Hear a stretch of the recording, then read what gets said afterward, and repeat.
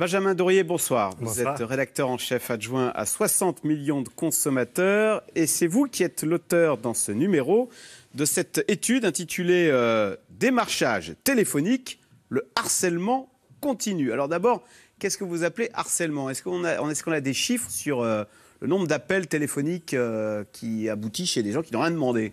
Alors, on a fait une enquête auprès de nos lecteurs. Il y a plusieurs milliers de nos lecteurs qui nous ont répondu. Et on aboutit à ce chiffre moyen de 17 appels par mois, ce qui est quand même pas négligeable. 17 appels par mois reçus sur la ligne fixe. Et surtout, c'est un chiffre qui est plutôt en hausse parce qu'on avait fait la même enquête il y a 2 ans et on était plutôt autour de 15 appels par mois. Aujourd'hui, on est à 17. Voilà, il y a même dans cette enquête 39% qui déclarent recevoir au moins un appel par jour. Je vous propose, pour illustrer ces chiffres, de regarder. Alors là, c'est un couple qui est encore plus harcelé. Vous allez voir, il a plusieurs numéros plusieurs appels par jour. On regarde ce petit témoignage. C'est les numéros qui nous appellent plusieurs fois par jour, enfin plusieurs fois par semaine. Celui-là, c'est le 20 février à 10h40 et 17h. Et ce matin à 11h. Donc 3 fois déjà dans 24 heures. Une fois, c'était pour la mutuelle. Et la dernière fois, c'était ma facture Orange qui n'était pas bonne. Ah, les fenêtres. Et là, il y en a ras-le-bol. Bon, ras-le-bol. C'est pourquoi? Alors là, on a entendu télécom. C'est pour vendre des télécoms, des offres d'énergie. Le premier secteur qui appelle, c'est généralement autour de la rénovation de la maison. Donc effectivement, les vendeurs de fenêtres, les travaux de rénovation, d'isolation, les vendeurs de panneaux solaires. Et effectivement, assez proche derrière, on trouve les mutuelles, les opérateurs télécoms qui sont dans le palmarès des secteurs qui nous embêtent le plus. Voilà, il y a aussi des placements financiers, des jeux, des loteries, etc. On voyait tout à l'heure le monsieur dire, il y en a ras-le-bol. Comment ça se manifeste, ça? Parce que, est-ce que ça va finir par tuer le téléphone fixe, cette affaire de harcèlement au téléphone fixe? En tout cas, c'est une question qui commence à se poser, parce que nous, à 60 millions de consommateurs, on commence à recevoir des témoignages, alors bien sûr pas par milliers, mais de gens qui débranchent carrément le téléphone fixe, parce qu'ils en ont assez d'être harcelés et qu'il n'y a pas moyen d'y échapper. Donc effectivement, ça commence à apparaître doucement, et c'est un effet du harcèlement et du ras-le-bol chez les consommateurs. Oui, parce qu'on a tous vécu la scène, on est chez soi tranquillement, on galope à l'autre bout de la maison pour répondre au téléphone. Et parfois même pour rien au bout du fil, parce qu'il y a aussi c'est un robot exaspérant, c'est tous ces appels où on décroche et où il n'y a personne au bout du fil, ou juste une voix qui nous dit goodbye en anglais. Ça vient d'un centre d'appel qui essaye de faire du démarchage. Voilà. Alors, on parle du téléphone fixe. Est-ce que ce phénomène touche aussi le téléphone mobile? Ce qui est quelque chose de plus intrusif, parce que le mobile, c'est plus personnel. C'est à soi, c'est privé. Hein. Alors, heureusement, le mobile reste assez préservé pour l'instant. Là, d'après notre enquête, on estime à environ 4 appels par mois, le nombre d'appels donc, sur le téléphone mobile en moyenne.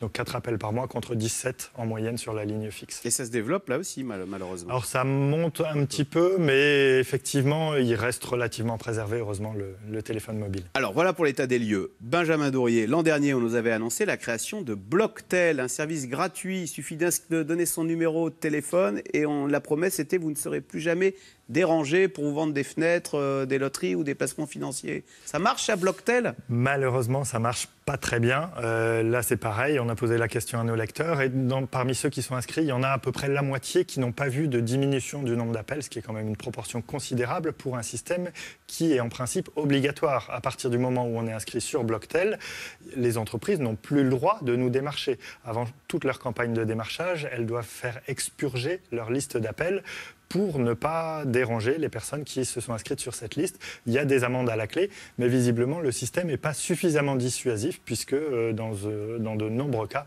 les appels de démarchage continuent. Donc il y a des amendes, mais visiblement, les entreprises continuent de téléphoner, se moquent éperdument de cette liste. Alors la répression, elle a commencé à se mettre en place, elle commence à monter en cadence, en pression. C'est la répression des fraudes qui distribue les amendes. Elle en a distribué quelques-unes déjà.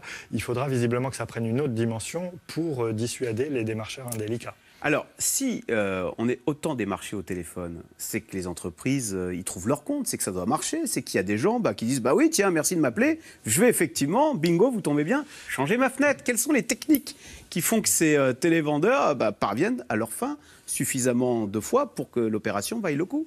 Alors, il y a différentes techniques pour tromper notre vigilance. D'abord, pour nous faire démarcher, il faut savoir que les numéros qui s'affichent sur l'écran du téléphone quand on appelle, quand on est appelé, ces numéros, ils peuvent être assez facilement trafiqués, changés par les démarcheurs. Donc, ce n'est pas parce qu'il y a un numéro en 01 que c'est forcément l'artisan du coin de la rue qui vous appelle. Ah, ce sont des numéros caméléons, c'est-à-dire que si on appelle un breton, le numéro qui va s'afficher, ce sera... Les centres d'appel savent faire ça. Ça veut dire qu'effectivement, ils savent savent adapter le numéro qui s'affiche à la personne qu'ils vont appeler. Ça veut dire faire afficher un numéro en 01 quand on appelle un Parisien, faire afficher un numéro en 02 quand on appelle un Breton, un numéro en 03 quand on appelle quelqu'un de Lille. C'est quand même du trafic, quoi. Ça, c'est quand même on trompe le consommateur. On jongle avec les numéros pour tromper la vigilance des consommateurs. En soi, c'est pas illégal à partir du moment où le démarcheur se présente et il dit clairement pour qui il appelle. D'accord. D'autant qu'on peut imaginer que certains sont pas du tout, sont même à l'étranger, non, des centres Alors, d'appel. bien évidemment, les centres d'appel sont dans une très grande majorité. Alors, il n'empêche, une fois qu'on a décroché, quelles sont les techniques pour ne pas vous faire raccrocher ? Alors, il y a déjà, ils ne jouent pas franc jeu souvent. On voit bien qu'on a des appels, des noms d'entreprises qui sont faits pour rassurer le consommateur, pour éviter qu'il rappelle tout de suite. Dans ce qui nous a été signalé par nos lecteurs, on a des gens qui nous disent être appelés par une fédération nationale de l'habitat. On a cherché, on n'a pas trouvé ce que c'est. Donc, visiblement, c'est une entreprise simplement qui a pris ce nom ou qui donne ce nom par oral pour éviter que les gens raccrochent. Il y en a beaucoup qui se prétendent être des cabinets conseils, des bureaux d'études, c'est sûr que c'est plus qui appellent au nom d'EDF, dites-vous. Oui, ça c'est très très fréquent, effectivement, des alors entreprises. Que EDF dit, il n'a rien à voir dans ce business. Hein. EDF, en tout cas, ne pratique pas elle-même le démarchage. Ils ont parfois des artisans partenaires avec qui ils travaillent, mais souvent, les gens qui disent appeler au nom d'EDF, c'est totalement usurpé comme qualité. Est-ce que vous avez des... Parce que alors, qu'est-ce qu'il faut faire quand on a un télévendeur pour s'en débarrasser une fois pour toutes ? Il y a une technique ? Alors, j'aimerais bien avoir une technique miracle, hein, malheureusement. Si j'en avais, je commencerais par l'utiliser chez moi. Malheureusement, il n'y en a pas. Effectivement, s'inscrire à Blocktel, c'est quand même une solution. Ça permet au minimum d'éviter les appels des entreprises qui respectent la loi. Ça ne suffit pas toujours. Si on veut être plus radical, une des solutions, c'est de disparaître totalement de l'annuaire, se faire inscrire sur liste rouge. Ça, c'est vrai que ça permet aussi d'éviter tous les démarcheurs qui aspirent les numéros de l'annuaire, ce qui est totalement interdit en principe, mais ça peut être une solution un peu plus radicale. Alors, je vais vous faire un aveu. J'ai moi-même, quand j'étais étudiant, fait ce travail de télévendeur. Est-ce qu'on n'a pas une petite pensée pour ces gens aussi, qui ont un métier pas facile parce qu'ils se font engueuler, ils se font enguirlander 95% du temps. C'est vrai que ça doit être un métier. C'est pour ça d'ailleurs qu'on n'ose pas trop leur raccrocher au nez. On pense à eux quand même. C'est un métier extrêmement difficile. Maintenant, c'est vrai que les vrais responsables, c'est pas ces pauvres télévendeurs qu'on a au bout du fil. C'est les gens qui commandent les campagnes de démarchage dans des conditions qui ne sont pas respectueuses de la loi. Alors là, pas respectueux de la loi, mais il y a aussi ce que vous appelez le ping call. Alors là, on n'est pas dans la démarche un peu forcée, on est vraiment dans l'arnaque. C'est quoi ça ? Oui, on est dans la fraude pure et dure. Ce qu'on appelle le ping call, c'est tous ces appels où on vous incite, sous un prétexte qui est généralement fallacieux, à rappeler un numéro surtaxé.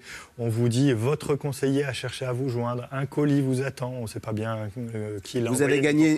Vous avez gagné une consultation gratuite chez le voyant, veuillez rappeler chez un voyant. Voilà, vous avez gagné 1 000 € de bon d'achat, on ne sait pas qui, quoi, comment, et le numéro à rappeler est un numéro en 0890 quelque chose, qui est un numéro lourdement surtaxé.